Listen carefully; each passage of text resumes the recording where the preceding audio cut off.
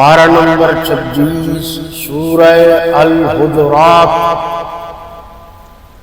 آیت نمبر 7 صفحہ نمبر 667 الحمدللہ وکفی وسلام علی عبادہ الذین اصطفی اما بعد فاعوذ باللہ من الشیطان الرجیم بسم اللہ الرحمن الرحیم وَاعْلَمُوا أَنَّ فِيكُمْ رَسُولَ اللَّهِ لَوْ يُطِيعُكُمْ فِي كَثِيرٍ مِّنَ الْأَمْرِ لَعَنِتُّمْ وَلَكِنَّ اللَّهَ حَبَّبَ إِلَيْكُمُ الْإِيمَانَ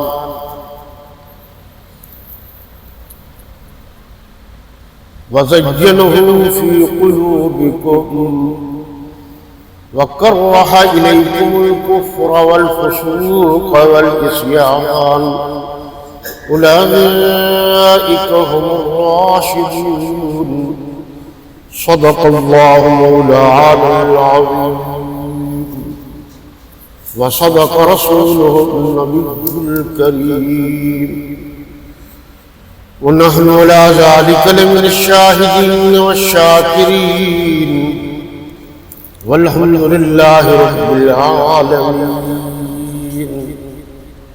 ترجمہ دیکھیں اور جان رکھو کہ تم میں اللہ کے پیغمبر ہیں، اگر بہت سی باتوں میں وہ تمہارا کہا مان لیا کریں تو تم مشکل میں پڑ جاؤ، لیکن اللہ نے تم کو ایمان عزیز بنا دیا اور اس کو تمہارے دلوں میں سجا دیا اور کفر اور گناہ اور نافرمانی سے تم کو بیزار کر دیا، یہی لوگ راہ ہدایت پر ہیں۔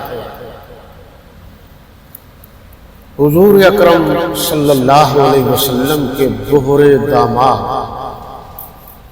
حضرت عثمان غنی، حضرت عثمان بن عفان، حضرت عثمان ذو النورین رضی اللہ تعالی عنہ کا آج یوم شہادت ہے۔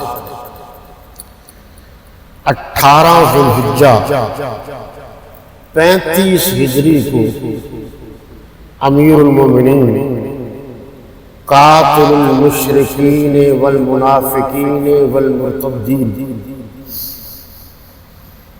جامع القرآن، ناشر القرآن، کاتب وحی مبین،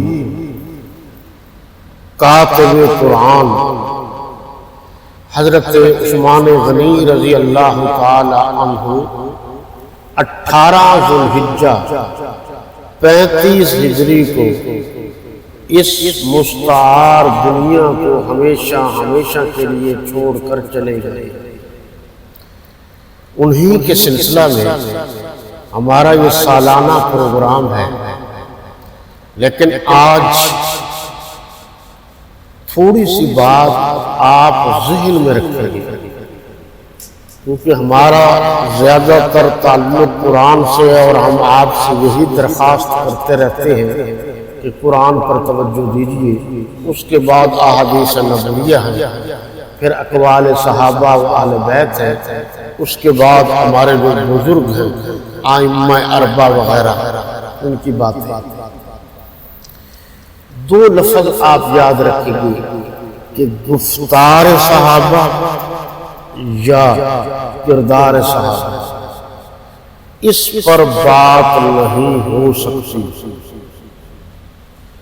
اس پر بحث نہیں ہو سکتی کہ صحابہ کرام کی یہ گفتار تھی، تو کچھ لوگ اگر کہیں کہ یوں نہیں ہونی چاہیے تو یوں ہونی چاہیے، یا ان کا یہ کردار تھا، اس پر بحث و تمہیز کوئی کرنا چاہے تو یہ نہیں ہو سکتا۔ اس پر میں نے کچھ مختصراً دلائل دینے ہیں قرآن سے۔ حضور صلی اللہ علیہ وسلم کے بعد اللہ کی مقبول ترین جماعت، کیونکہ قرآن نے اولئک حزب اللہ بھی کہا کہ صحابہ کرام کو اللہ نے اپنی جماعت قرار دیا۔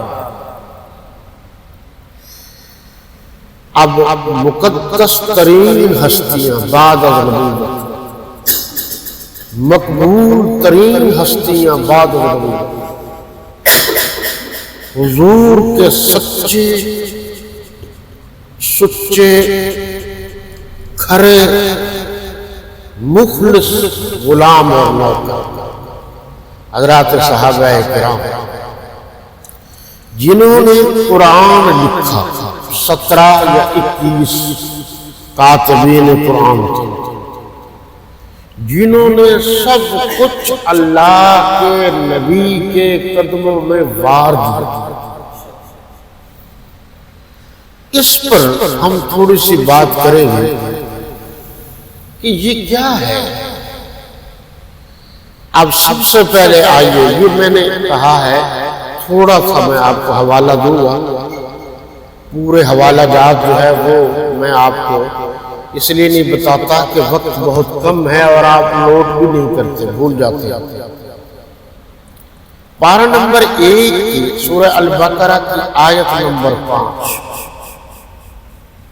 وہاں لفظ ہے، اور قرآن مجید کے کئی مقامات پر یہ الفاظ ہیں مختلف، اولئک هم المفلحون،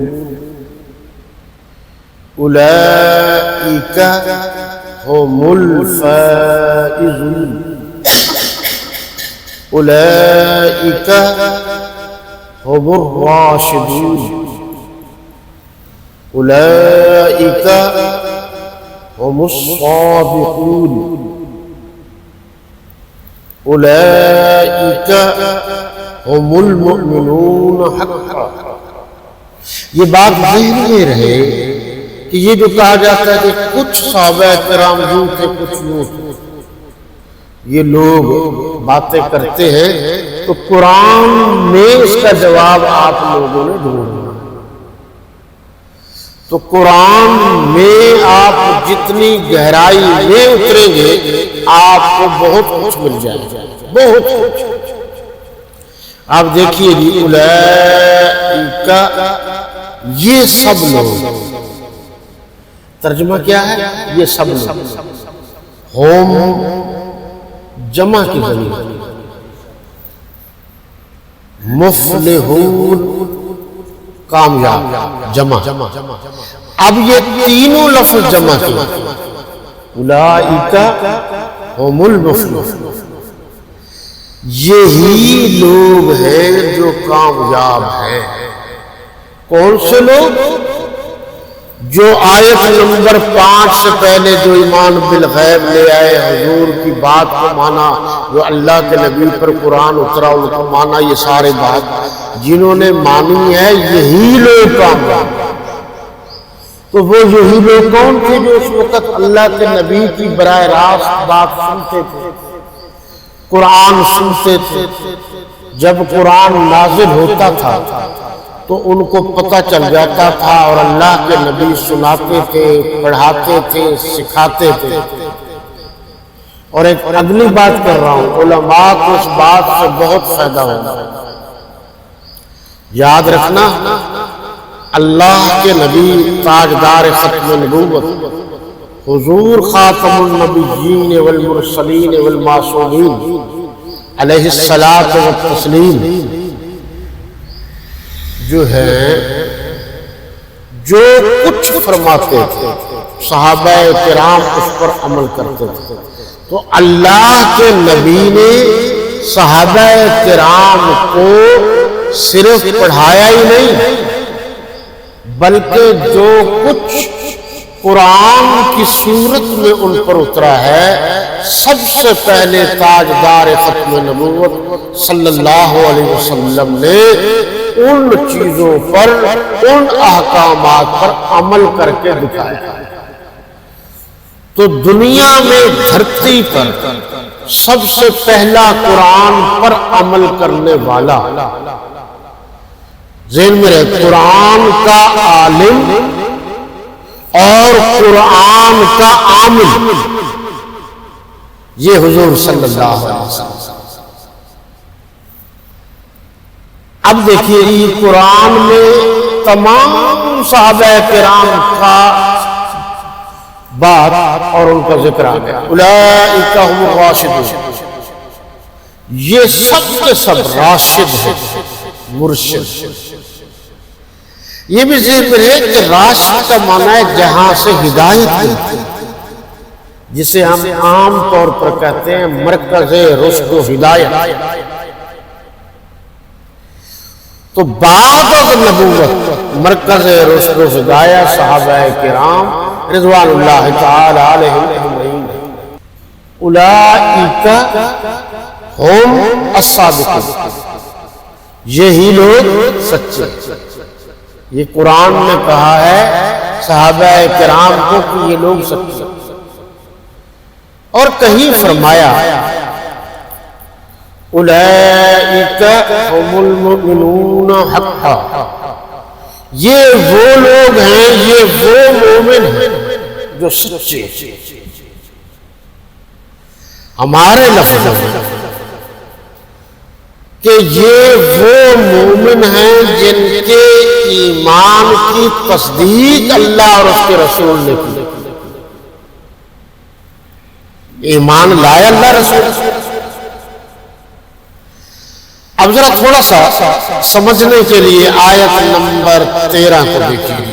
آیت نمبر 13 سورہ البقرہ جناب، سورہ البقرہ۔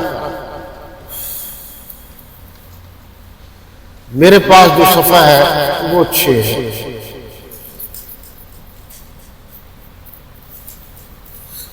سورہ البقرہ آیت نمبر 13 صفحہ نمبر 6۔ یہاں دیکھو اللہ کو حضور کے صحابہ کرام سے کتنا پیار ہے۔ آپ خود اپنی آنکھوں سے دیکھیں قرآن میں لکھا کیا ہے۔ فَإِنْ آمَنُوا بِمِثْلِ وَإِذَا قِيلَ لَهُمْ آمِنُوا كَمَا آمَنَ السُّفَهَاءُ كَمَا آمَنَ النَّاسُ قَالُوا أَنُؤْمِنُ كَمَا آمَنَ السُّفَهَاءُ أَلَا إِنَّهُمْ هُمُ السُّفَهَاءُ وَلَكِنْ لَا يَعْلَمُونَ۔ اور جب ان سے کہا جاتا ہے کہ جس طرح اور لوگ ایمان لے آئے تم بھی ایمان لے آئے، کن سے کہا جاتا ہے؟ یہود و نصارہ، جو اس وقت ایمان نہیں لائے تھے، ان سے جب کہا جاتا ہے کہ آپ ایمان لے آؤ جس طرح اور لوگ لے آئے، تو کہتے ہیں کتنے واضح الفاظ، بھلا جس طرح بے وقوف ایمان لے آئے۔ یہود و نصارہ نے صحابہ کرام پر طنز کیا کہ آپ جو کہتے ہیں ان کی طرح ایمان لے آؤ، یہ تو بے وقوف ہیں، ہم ان کی طرح ایمان لے آئیں۔ اب ذرا آپ ٹھنڈے دل سے غور کرو، اللہ الرحمن ہے، اللہ الرحیم۔ آپ بسم اللہ الرحمن الرحیم کا ترجمہ کرتے ہیں نا، اللہ کے نام سے شروع جو سب پر مہربان ہے، بہت مہربان۔ اب یہاں بھی قابل غور بات ہے، سب پر مہربان ہے، بہت مہربان ہے۔ الرحمن سب پر مہربان ہے، الرحیم بہت مہربان۔ کمال اس کا ترجمہ مفہوم بیان کیا ہے مولانا عبید اللہ سندھی رحمت اللہ تعالی۔ انہوں نے فرمایا کہ رحمان سے مراد بھی اللہ کی مہربانی ہے، اور الرحیم سے مراد بھی اللہ کی کرم نوازی ہے۔ تو انہوں نے تھوڑی سی وضاحت اور وہ یہ تھی الرحمن، یعنی اللہ بہت مہربان ہے۔ اللہ اپنے بندوں پر اس طرح مہربان ہے جس طرح باپ اپنی اولاد پر مہربان ہے۔ آگے فرمایا رحیم، اللہ اپنے بندوں پر باپ سے زیادہ، ہر چیز سے زیادہ اتنا مہربان ہے جس طرح ماں اپنی اولاد پر مہربان ہے۔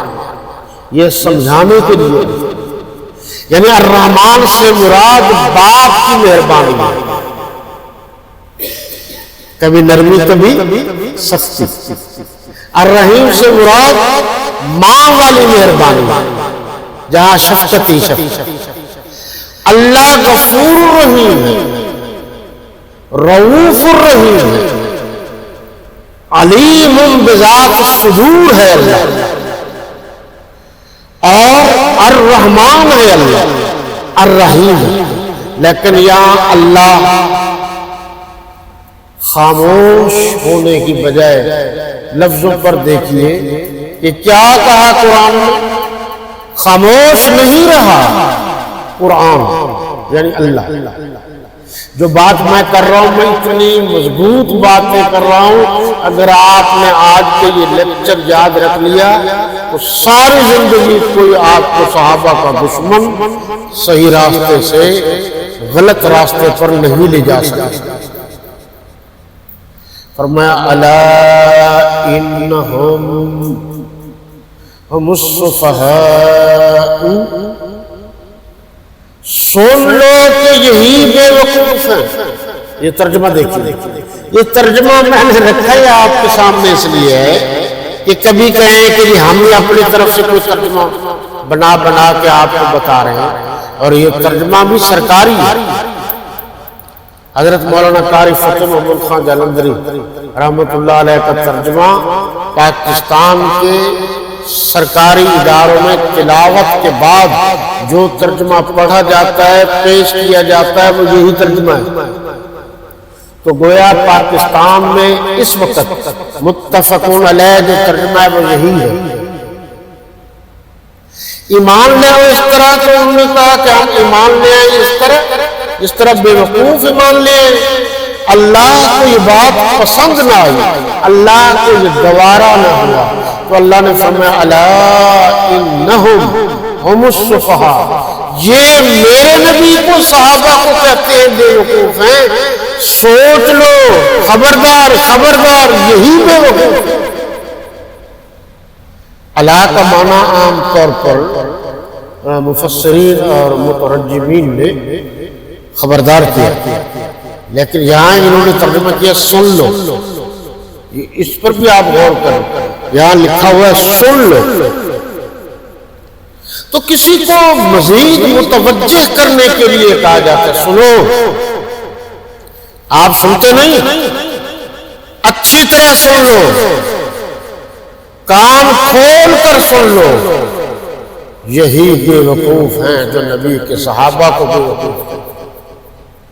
یہ دیکھو ترجمے پر آپ غور کریں، میں کوئی لمبی چوڑی باقی کتابوں کے دلائل نہیں دے رہا۔ سن لو کہ یہی بے وقوف ہیں لیکن نہیں جانتے، عقل سے فارغ یہ نہیں۔ تو یہاں صحابہ کرام کی بات آ گئی تو اللہ بولا۔ اب تھوڑا سا غور کریں گا، سورۃ اللہب میں تبت یدا ابی لہب، وہ ابی لہب ابو جہل، وہاں معاملہ آیا حضور صلی اللہ علیہ وسلم کا، تو اللہ بولا کہ یہ کیا بات کرتے، یہ کہہ رہے ہیں اللہ کے نبی کے ہاتھ ٹوٹ گئے۔ رحمان تو ہے اللہ، رحیم تو ہے، لیکن خاموش رہنے کی بجائے اللہ نے کیا کہا، تبت یدا ابی لہب، تب میرے نبی کے بارے میں کہتے ہیں ابو لہب تیرے ہاتھ ٹوٹ گئے۔ ہاتھ ٹوٹنے سے مراد کیا ہے کہ تو تباہ و برباد ہو۔ اللہ خاموش نہیں رہا، بولا ہے۔ وما رمیت اذ رمیت ولکن اللہ رمی. یہاں تھوڑی سی وضاحت کیا ہے. یہ جو کنکریاں آپ نے پھینکی آپ نے نہیں، حقیقت تو یہ ہے کہ یہ کنکریاں ہم نے پھینکی ہے. نظر یہی آ رہا تھا اس کے پس منظر میں طاقت ہماری تھی. وما رمیت آپ نے نہیں پھینکی، اذ رمیت وہ جو کنکریاں پھینکی، ولکن اللہ رمی یہ تو اللہ نے. تو گویا اللہ رحمان بھی ہے رحیم بھی ہے، لیکن جب حضور کے ناموس کی بات آ جاتی ہے اور حضور کے ناموس کے بعد حضور کے نوکروں چاکروں غلاموں صحابہ کرام کے ناموس کی بات آ جاتی ہے تو پھر اللہ خاموش نہیں ہے. تو میں نے یہ بات آپ تک پہنچانے کی کوشش کی ہے کہ جب ناموس صحابہ و اہل بیت کا مسئلہ آ جائے تو پھر یہاں خاموش رہنے کا حکم نہیں ہے، پھر بولنے کا حکم. ایک آیت اور دیکھ لیجیے، یہ مختصر تھوڑا سا آپ کے ذہن میں آ جائے خاکہ تاکہ اگلی بات سمجھنے اور سمجھانے میں آسانی ہو جائے. یہ جی آیت نمبر 137 ہے. یہی سورہ ہے البقرہ، پارہ نمبر 1 ہے. میرے پاس صفحہ نمبر 28، صفحہ نمبر 28. فَإِنَّ آمَنُوا بِمِثْلِ مَا آمَنْتُمْ بِهِ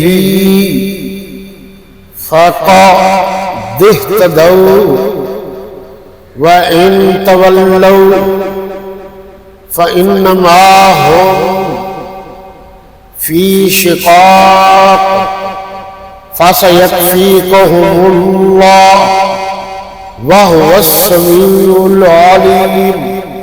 ترجمہ دیکھیں جی. فا پس ان اگر آمنو ایمان لائیں بے مثلے کی طرح میں جیسا کہ آمنتم تم ایمان لائے یعنی تمہاری طرح ایمان لے. فَقَدِ اهْتَدَوْا یہ ہدایت یافتہ ہو جائیں گے. اور ان اگر تولوا یہ پھر جائیں اپنے آپ کو پھیر لیں. فا پس انا یہ لکھا ہوا نہیں ہے ہر لفظ میں، یہ لفظی ترجمہ میں خود کر رہا ہوں قرآن کے الفاظ کے مطابق. فَإِنَّمَا هُمْ پس اگر وہ فی میں شقاق یعنی اڑ جائیں ضد پر آ. فَسَيَكْفِيكَهُمُ اللَّهُ پس اللہ ان کو کافی ہے. واہ اور وہ سننے والا جاننے والا ہے. اب غور کریں جی. آمن تم ترجمہ غور کرو. تم جمع دیت دو جمع تولو جمع ہم ضمیر جمع فاسا یکفیکہم ہم پھر آگے ہم اللہ یہ جمع. اب ذرا غور کریں گے کہ کہتے تھے اس دور کی یہود و نصارہ ہمیں جو آپ بار بار کہتے ہیں ایمان لے آؤ ایمان لے آؤ، کس طرح ایمان لے آؤ؟ تو انہوں نے کہا کہ ایمان لے آؤ جس طرح صحابہ کرام ایمان لے. لفظ آمنتم. اب آپ یہ بتائیے ایک تو تم ضمیر جو ہے جمع مذکر حاضر ہے تا تما تم تی تما تمنا انا نحن. ایک تو یہی ہے نا ہوا ہوا ہم ہیا ہوا ہم انتان تما انتم انتی انتما انتم انا نحن. یہ ہماری گرامر کے مسئلہ ہے. تو اس طرف تا بھی ہے. تے پر زبر ہوگی تو معنی اور ہوگا. تا کے نیچے زیر ہوگی تو معنی اور ہوگا. تا پر پیش اور آگے وہ ہوگی تو ترجمہ اور ہوگا. لوگوں نے سمجھا ہوا شاید یہ آسان کام ہے. کس طرح ایمان لے؟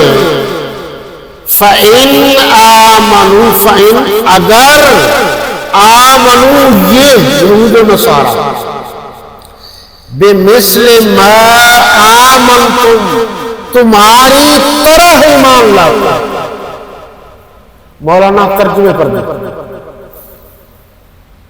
کس طرح ایمان لاتا تمہاری طرح.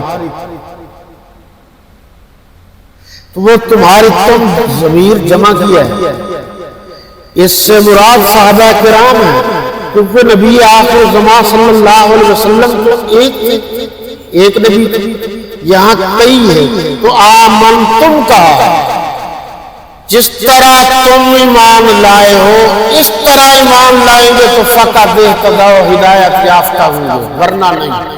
ذرا تھوڑا سا اس کی آپ تشریح بھی دیکھ لیجئے. یہ تصحیح البیان فی تفسیر القرآن، یہ مولانا اسلم شیخ پوری صاحب رحمت اللہ تعالی علیہ انہوں نے یہ تفسیر لکھی ہے. اور اگر آپ کا حافظہ تیز ہو، یقیناً بہت تیز ہے، ہم سے تیز ہے، یہ معذور عالم دین تھے، انہوں نے خلاصۃ القرآن بھی لکھا اور ان کو کراچی میں شہید کر دیا گیا تھا. تو یہ بہت بڑے عالم تھے، بلوری ٹاؤن کے فارغ تھے. جو انہوں نے لکھا ہے میں آپ کو سنا دیتا ہوں. لکھا ہے اللہ کے ہاں صرف اسی طرح کا ایمان معتبر ہوگا جیسا ایمان رسول اللہ صلی اللہ علیہ وسلم اور صحابہ کرام رضوان اللہ تعالی علیہ مجمعین نے اختیار کیا. ایمان کی تعریف ہو گئی، ویسا اختیار کیا. یہ اصول کہ جیسے صحابہ کرام ایمان لائے اور اللہ کے رسول نے ان کو حکم دیا، یہ اصول گویا قیامت تک کے لیے متعین فرما دیا تاکہ اس بارے میں کوئی ابہام باقی نہ رہے. کیونکہ یہ اندیشہ تھا کہ بہت سارے گمراہ فرقے اور افراد ایمان کے دعوے دار ہوں گے حالانکہ ان کا ایمان سے دور کا تعلق بھی نہیں ہوگا. نبوت و رسالت، قیامت، جزا و سزا، جنت جہنم، ان سب کے بارے میں وہی ایمان و عقیدہ معتبر ہوگا. پھر غور کر لیجیے، نبوت کے بارے میں، رسالت کے بارے میں، قیامت کے بارے میں، یہ عقیدے ہیں. جزا سزا جنت جہنم، ان سب کے بارے میں وہی عقیدہ معتبر ہوگا جو صحابہ کرام کا تھا. جنت جہنم کے بارے میں بھی صحابہ کرام والا عقیدہ اپنانا پڑے گا. یہ نوٹ کر لیجئے، ایک حوالہ چلے. یہ میں نے بتایا تصحیح البیان فی تفسیر القرآن، مولانا محمد اسلم شیخ پوری، مکتبہ حلیمیہ، سائد کراچی. یہ میرے پاس جو صفحہ نمبر ہے یہ 161 ہے. انہوں نے آگے جا کر لکھا محمد رسول اللہ صلی اللہ علیہ وسلم اور صحابہ کرام رضوان اللہ تعالی علیہ اجمعین کا ایمان ہی وہ مثالی نمونہ اور کسوٹی ہے جس پر کسی بھی جماعت اور افراد کے ایمان کے صحیح اور غلط ہونے کو پرکھا جا سکتا ہے. ایمان تب معتبر ہوگا اب جو میرے نبی کے بعد ایمان لانے کی بجائے کوئی بدبخت خود ہی نبوت کا دعویٰ کر دے، جیسے قادیانی. یہ میں نے ساری باتیں آپ کو اس لیے سمجھائی ہیں کہ آپ غور کریں. وہ نبوت کا جب دعویٰ کرے گا وہ کیسے مسلمان ہو سکتا ہے؟ اور اگر کوئی صحابہ کرام کے بارے میں اپنی رائے دینا شروع کر دے تو وہ کیسے مسلمان ہوگا؟ مثالی نمونہ اور کسوٹی. کسوٹی کا سادہ سا معنی تو ترازو، اور ترازو کے دو پلڑے ہوتے ہیں، تیسرا تو پلڑا ہی نہیں جناب. تیسرا تو اللہ نے ایمان دیا دولت، تو دو ترازو ہوئے، ایک نبوت کا، ایک صحابیت کا۔ نبوت کا پلڑا ہمیشہ اونچا رہے گا، صحابیت کا پلڑا نبوت سے نیچے، مگر غلامی میں، حضور کی غلامی میں باقی دنیا کے تمام لوگوں سے اونچا رہے گا۔ اور سن لیجیے، صحابیت ایک معیار ہے، صحابیت ایک اعزاز ہے، صحابیت ایک تمغہ ہے جو صرف ان کو ملتا ہے جو اللہ رسول کو پسند ہے۔ میرے لفظوں میں صحابہ کرام اللہ رسول کی منتخب جماعت ہے، اللہ نے ان کو منتخب کیا اور امتحان لے کر پھر ان کے لیے منتخب کیا۔ چلو یہ یہاں بات آ گئی شیخ القرآن مولانا غلام اللہ خان رحمت اللہ تعالی علیہ، آپ کی توجہ میری طرف رہے، بلکہ یوں کہا جائے تو بے جانا ہوگا کہ آنکھ نہیں جھپکنی چاہیے، ورنہ بات ذہن سے نکل جائے گی۔ بہت قیمتی بات ہے یہ جی، بہت کچھ لکھا گیا، بہت کچھ لکھا گیا۔ مولانا حق نواز جھنگوی شہید رحمت اللہ تعالی علیہ جو بولتے رہے ہیں وہ سچ بولتے رہے ہیں، یہ سب کچھ موجود ہے، بات صرف سمجھنے کے لیے۔ یہ فرمایا جی یہی، پھر وہ دیکھیے آیت نمبر 13 میں الصفحاء، وہ جو ایک لفظ استعمال ہوا تھا، یعنی صحابہ کرام پر طنز کیا تھا، اور طنز کیا تھا؟ بے وقوف، نعوذ باللہ من ذالک، یعنی ہم خاکش بدہن، میرے منہ میں مٹی، ان بے وقوفوں کی طرح ایمان لیں، یعنی یہ نقل کفر نہ باشد، جو اپنے نفع و نقصان کو بھی نہیں سوچتے۔ واہ، آپ نے لفظوں پر غور نہیں کیا۔ یہود و نصارہ نے طنز کیا کہ ان بے وقوفوں کی طرح ایمان لیں جو اپنے نفع و نقصان کو بھی نہیں دیکھتے۔ حضور نے جو کہا کر دیا، یہ نہیں دیکھا کہ نقصان کتنا ہوگا۔ عورتیں بیوہ ہو رہی ہیں، یہ نہیں دیکھا، بچے یتیم ہو رہے ہیں، یہ نہیں دیکھا، یہ نہیں دیکھا کہ اس سے فائدہ ملے گا یا نہیں ملے گا۔ اللہ کے نبی نے فرما دیا کر دیا۔ تو لفظ تھے ان بے وقوفوں کی طرح ایمان لیں جو اپنے نفع و نقصان کو بھی نہیں سوچتے کہ یار آگے جائیں گے تو گڑھے میں گر جائیں گے۔ ان میں ایک ہی جنون ہے کہ اللہ کے نبی نے کہہ دیا ہے اس کام کو پورا کر۔ پوری دنیا میں ان کی آخری آرام گاہ ہے صحابہ کرام کی۔ یہ کیا ہے؟ اللہ کے نبی نے فرمایا وہاں تک بات پہنچاؤ جہاں تک نہیں پہنچی، واپس گھر ہی نہیں گئے۔ اب یہود و نصارہ کو تو یہ نظر آ رہا تھا کہ یہ تو نہ اپنا نفع دیکھتے ہیں نہ نقصان دیکھتے ہیں، ہم کیا کریں؟ تو گویا صحابہ ہوتے ہی وہی ہے جو اپنا نفع نقصان نہیں، اللہ رسول کی تعلیمات کو، احکامات کے پر عمل کرنے کو ترجیح دیتے۔ آگے یہ لفظ فرمایا کہ منافقین صاحب اقتدار میں ہوتے ہیں، وہ دولت اقتدار کے نشہ میں مخمور طبقہ دین اسلام کو باطل سمجھتا ہے، اور جو شخص باطل دین کو قبول کرے وہ بے وقوف ہے۔ تھوڑی سی تشریح قابل غور ہے کہ یہ بے وقوف منافق ہوتے ہیں۔ ہمارے ایک دوست تھے، ساتھی بھی تھے، تو تقریباً انہوں نے آدھی دنیا میں اللہ کے دین کی تبلیغ کی۔ بہت بڑے عالم تھے، مولانا سید عبد المجید ندیم شاہ صاحب۔ وہ ہمیشہ کہتے کہ جتنا نقصان اسلام کو منافقین نے پہنچایا ہے، اتنا نقصان کافروں نے بھی نہیں پہنچایا۔ اور کافر، دوسری بات بھی انہی کی ہے، کافر کا علاج ممکن ہے۔ منافقین کا تعلق معدے سے یعنی منفعت سے ہوتا ہے، اور منفعت کینسر کی طرح ہے، اس کا علاج ممکن ہے۔ یہ آپ کے شجاباد کے شاکر شجابادی نے بھی کہا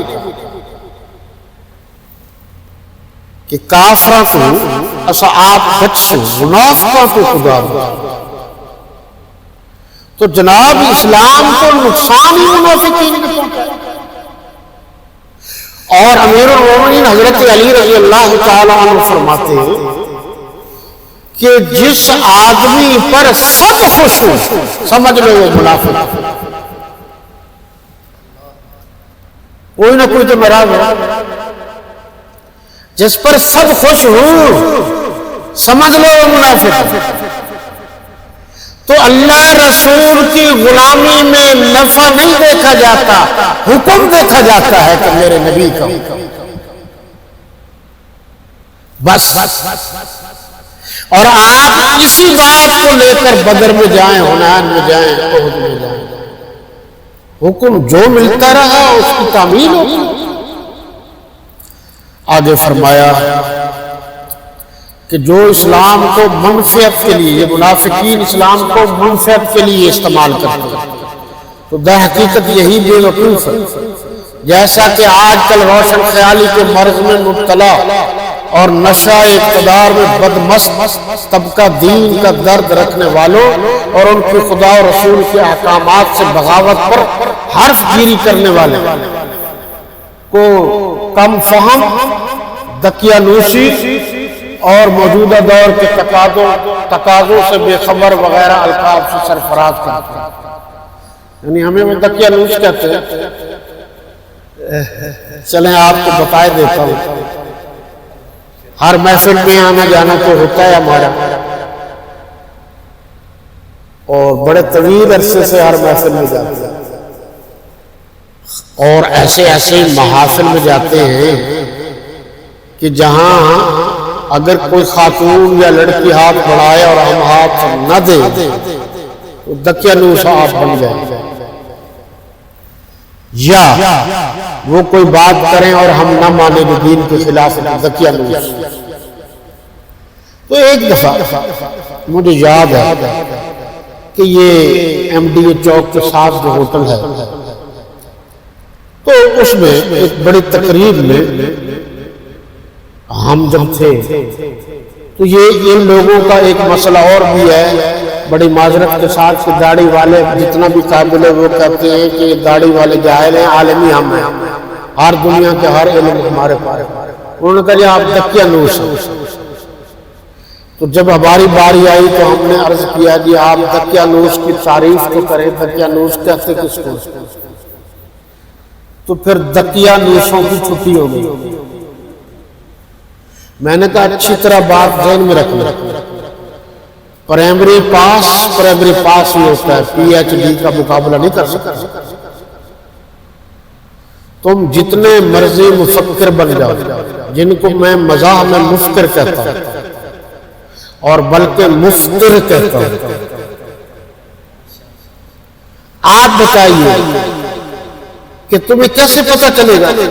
ایک آدمی آپ پر آ کر کوئی سوال کرتا فٹ کہہ دیتا۔ یعنی سب سے بڑی ذات رسالت صلی اللہ علیہ وسلم کی ہے، کوئی چھوٹی سی بات آئے تو چپ ہو جاتے ہیں، بات کا جواب نہیں دے سکتے، اور پھر کہتے ہیں مولوی کوئی کام نہیں کرتے۔ جو صحیح معنوں میں مولوی ہے بہت کچھ کرتے ہیں۔ آگے دیکھیے جی انہوں نے جو لفظ لکھا ہے وہی دیکھ لیجیے۔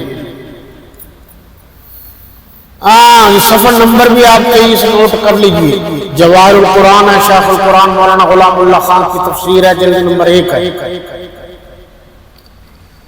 اسی زور اور تاکید کے ساتھ منافقین کا رد کیا گیا ہے، یعنی اصل میں بے وقوف وہ خود ہیں منافقین، جو تمام انبیاء کرام علیہ السلام کے متفقہ دین کو قبول کرنے والوں پر سفاہت اور کم عقلی کا الزام لگا رہے ہیں۔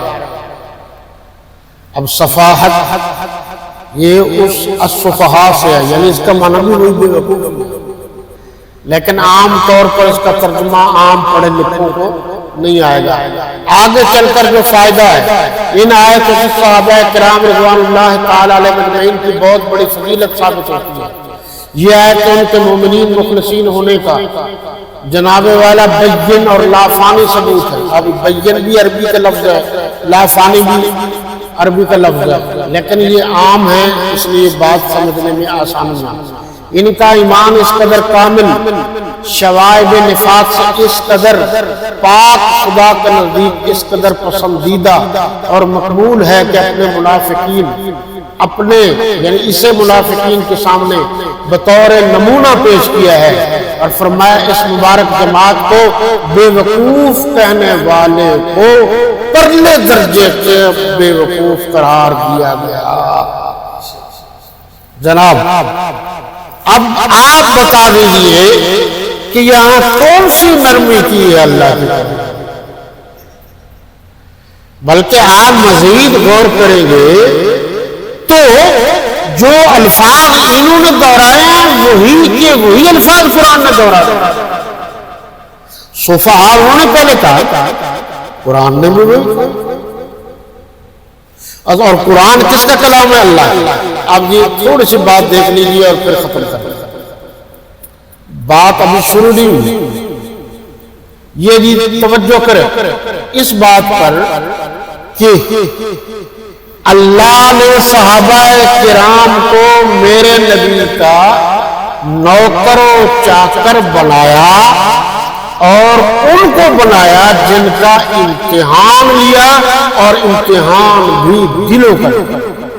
دیکھیے پارہ نمبر 26 سورہ الحجرات آیت نمبر 3، صفحہ نمبر 667 667 آیت نمبر 3 ہے۔ ان الذين يغضون اصواتهم عند رسول الله اولئك الذين امتحن الله قلوبهم للتقوى لهم مغفرة واجر عظيم۔ جو لوگ پیغمبر صلی اللہ علیہ وسلم اللہ کے سامنے دبی یعنی آہستہ آواز سے بولتے ہیں، اللہ نے ان کے دل تقوی کے لیے آزما لیے ہیں۔ اب دیکھو جی آیت نمبر 1 اسی سورت کہ اللہ رسول کے مطابق فیصلے کرو، ان سے آگے نہ بڑھو۔ اگلی آیت یعنی آیت نمبر 2 میں کہا ایمان والے حضور صلی اللہ علیہ وسلم کی آواز سے اپنی آواز کو اونچا نہیں کرتے۔ جہاں اللہ کے نبی کی آواز ہو اس سے اونچی آواز دوسروں کی نہیں ہو سکتی۔ تو جنہوں نے اللہ کے نبی کے سامنے آہستہ آواز سے بات کی، اللہ نے ان کے لیے دل جو ہے تقوی کے لیے آزما لیا۔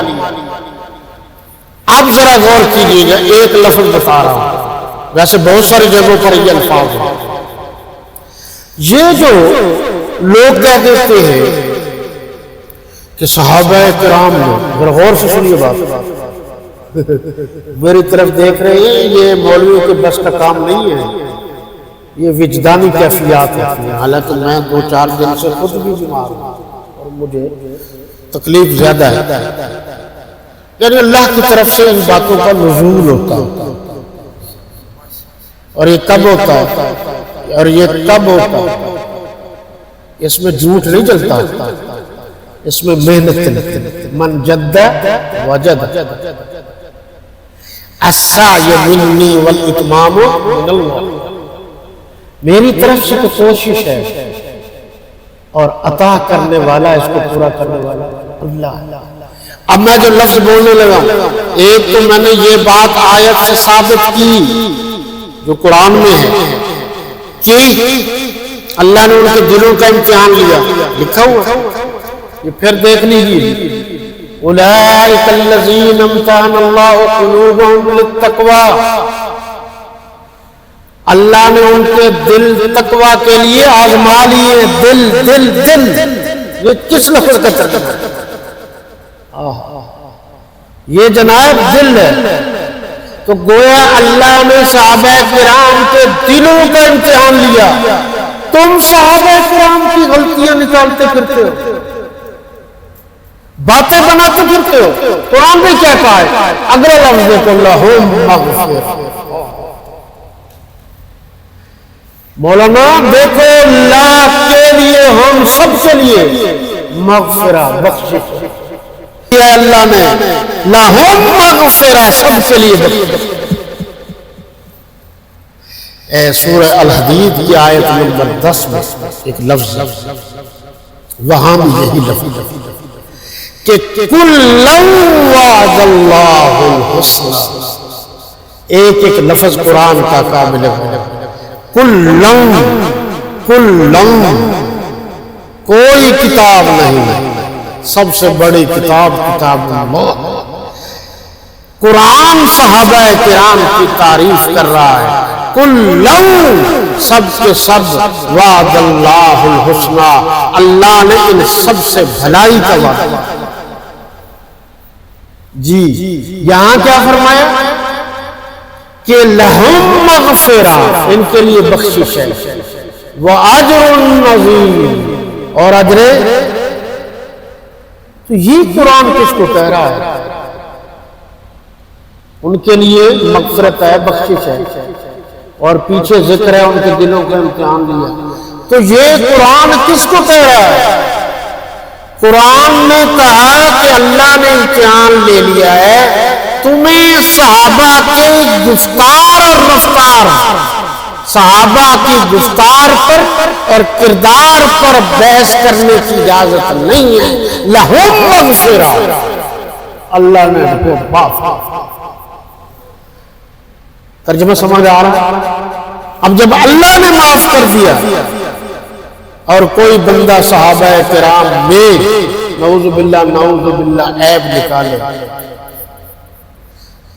یہ اسی طرح ہے جس طرح کہ کچھ لوگ گائے کا موت پیتے، اور یہ وہی پیتے ہیں جن کے نسب میں شک ہے. ہاں جی، اگلی ایک آیت دیکھ لیجیے. آپ کو بات یہ دیکھو، موضوع میں نے ابھی نہیں چھیڑا، یہ میں نے صرف تمہید باندھی ہے تاکہ آپ کو اگلا مضمون سمجھنے میں آسان ہو. آیت نمبر 7 دیکھیے، صفحہ نمبر یہی ہے، صفحہ نمبر یہی ہے. وَاعْلَمُوا أَنَّ فِيكُمْ رَسُولَ اللَّهِ، اور جان رکھو کہ تم میں اللہ کے پیغمبر ہیں. اگر بہت سی بات ہمیں وہ تمہارا کام مان لیا کرے تو تم مشکل میں پڑ جاؤ. یعنی بار بار بات پوچھتے نبیوں سے، تو جب نبیوں نے کوئی ایسی بات کر دی پھر ان کے لیے مشکلات ہو جائیں گی، اس لیے بار بار پوچھنے کی اجازت نہیں. آگے جی، اللہ نے تم کو ایمان عزیز بنا دیا، یعنی پیارا ایمان دے دیا، اور اس کو تمہارے دلوں میں سجا بھی دیا. یہ وَزَيَّنَهُ فِي قُلُوبِكُمْ. اگلے لفظ قابل غور ہیں. اگر آپ نے ان لفظوں کو ہمیشہ ہمیشہ کے لیے ذہن میں رکھا تو حضرت علی رضی اللہ تعالیٰ عنہ اور حضرت امیر معاویہ رضی اللہ تعالیٰ عنہ، یہ دیکھو سب صحابہ، لفظ صحابہ، دیدار مصطفیٰ میں سب برابر ہیں، صحابی سب ہیں. اعزازات آگے حضور کی غلامی سب نے کی ہے، مگر کوئی صداقت میں آگے بڑھ گیا، کوئی عدالت میں آگے بڑھ گیا، کوئی سخاوت میں، یعنی سخیوں کے بادشاہ حضرت عثمان غنی رضی اللہ تعالیٰ عنہ کا ہم ذکر کر رہے ہیں. کوئی سخاوت میں آگے بڑھ گیا، کوئی شجاعت میں آگے بڑھ گیا. مولا تو سب ہے، مولا محمد، مولا صدیق اکبر، مولا فاروق اعظم، مولا عثمان غنی، مولا حیدر کرار، مولا حسن مجتبی، مولا امیر معاویہ، مولا حسین، یہ مولا سعد، مولا سعید. زندگی رہی تو آئندہ جو ہے آنے والے درس میں اس لفظ کی تشریح کرنی ہے کہ من کنت مولا ہو فہذا علی المولا اللہم من وال والا ہو وعادل من آدا ہو، کہ اللہ کے نبی نے ان کے علاوہ بھی یہ لفظ استعمال کیا، اس کا ترجمہ کیا۔ لیکن اب جو میں بات کر رہا ہوں وہ صحابہ کرام کے بارے میں چھوٹی چھوٹی باتیں کرتے رہتے ہیں، ان کے لیے قرآن کا حکم دیکھیے وَقَرَّهَا إِلَيْكُمُ الْكُفْرَ اور کر رہا دور کر دیا بیزار کر دیا، ان کے دلوں میں نفرت بٹھا دی، اور الیکم تمہاری طرف کس کو؟ کفر کو، یعنی کفر کو دور کر دیا، اور فسق لکھا ہوا ہے آگے گناہ، ترجمہ دیکھو گناہ کو بھی دور کر دیا، آگے والفسوق والعصیان، فسوق فسق گناہ، عصیان اور نافرمانی سے بھی دور کر دیا۔ اللہ پیارے صحابہ کے کرام کے بارے میں یعنی آپ سے کفر کو ایمان لانے کے بعد کو بھی دور کر دیا، گناہ کو بھی دور کر دیا، نافرمانی کو بھی دور کر دیا، گناہ کو بھی صحابہ کرام اور نافرمانی کو بھی دور کر دیا۔ اب فرمایا اولئک ھم الراشدون، جن سے ایمان لانے پر ایمان سے پہلے کی کیفیات کو اللہ نے معاف کر دیا، کفر بھی گیا، نافرمانی بھی حضور کی ہو ہی نہیں سکتی، صحابہ کرام سے ہو ہی نہیں سکتی۔ گناہ کا تصور کرنا، اللہ صحابہ کرام کو خطاؤں اور گناہوں سے محفوظ رکھتے ہیں، تمام کے نزدیک بالاتفاق صحابہ کرام محفوظ اور خطا ہے۔ اب فرمایا سب کچھ ہو گیا، اب فرمایا اولئک، یہ سب کے سب ہم الراشدون، ہدایت یافتہ ہے۔ اب بتائیے اس میں حضرت امیر معاویہ شامل ہیں یا نہیں؟ ہم قرآن کو دیکھیں یا لوگوں کو دیکھیں؟ ہم صحابہ کرام کی عزت و ناموس کو دیکھیں یا لوگوں کے لکھی تاریخ کو دیکھیں؟ اس کے بعد اب میں نے جو عرض کرنا ہے وہ یہ ہے، یہ سورہ فتح ہے، وہ بھی پارہ نمبر 26 میں ہے، اس کی تشریح تو آئندہ کریں گے، ایک لفظ قابل ہو وہ یہ ہے کہ قرآن نے لقد رضی اللہ عن المؤمنین اذ یبایعونک تحت الشجرہ، یہ بیعت رضوان یا وہ درخت جس درخت کے نیچے بیٹھ کر بیعت کی تھی، اس کی تفصیل عرض کریں گے۔ لیکن جو قابل غور بات ہے کہ اللہ نے فرمایا اللہ راضی ہو گیا ان مومنین سے، قرآن نے صحابہ کرام کو مومنین کہا ہے، مومن کہا ہے۔ جی جو صحابہ کو قرآن نے مومن کہا ہے، کوئی مومن اس وقت بنے گا جب وہ صحابہ کرام کو مانے گا، تب وہ مومن ہے، ورنہ وہ مومن حافظہ تیز ہو تو فَإِنَّ آمَنُوا بِمِثْلِ مَا آمَنْتُمْ، آپ کا حافظہ تیز اس وقت مومن بنے گا جب تک صحابہ کرام کو نہیں مانے گا، نہیں بنے گا مومن، بنے گا تب کہ صحابہ کرام کی نوکری کرے گا۔ اب اس کو ملائیں، اس کو کہتے ہیں تطبیق، فَإِنْ آمَنُوا بِمِثْلِ مَا آمَنْتُمْ بِهِ فَقَدْ، اللہ آپ کو مجھے اور سب عمل کرنے کی توفیق عطا فرمائے۔